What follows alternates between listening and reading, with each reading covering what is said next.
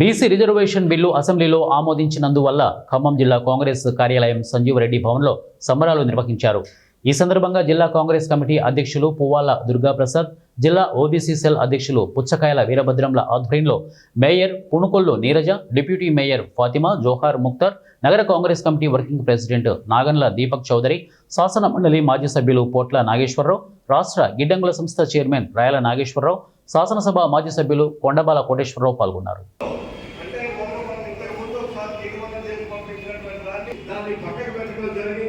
అందుకోసమే ఇప్పుడు రాష్ట్ర ప్రభుత్వము పకడ్బందీగా బీసీ కమిషన్తో అలాగే ఎడ్యుకేషన్ కమిషన్ కూడా వేసి ఉభయ సభల్లో చక్కటి లెక్కలతో సహా కూడా పొందుపరిచి మళ్ళీ ఇప్పుడు రెండోసారి కూడా తీర్మానం చేసి పంపించడం జరుగుతుంది. మరి ఈ రేవంత్ రెడ్డి గారి ప్రభుత్వానికి మరి ఇది ఒక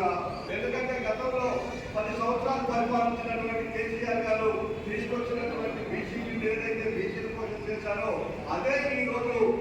బీసీలకి మరణ శాసనంగా తయారైనటువంటి పరిస్థితి. అందుకోసమే మనం ఖచ్చితంగా అట్లా కాకుండా మరి ఏదో మాట వస్తుందో లేకపోతే పేపర్లకి పరిమితం కాకుండా ఖచ్చితంగా అమ్మడానికి వాళ్ళందరికీ న్యాయం జరిగేంత వరకు కూడా ఈ పోరాటం చేయాలనేది ఇది రాహుల్ గాంధీ గారు, మల్లికార్జున ఖర్గే గారు ఆకాంక్షల మేరకు వాళ్ళకి బీసీలే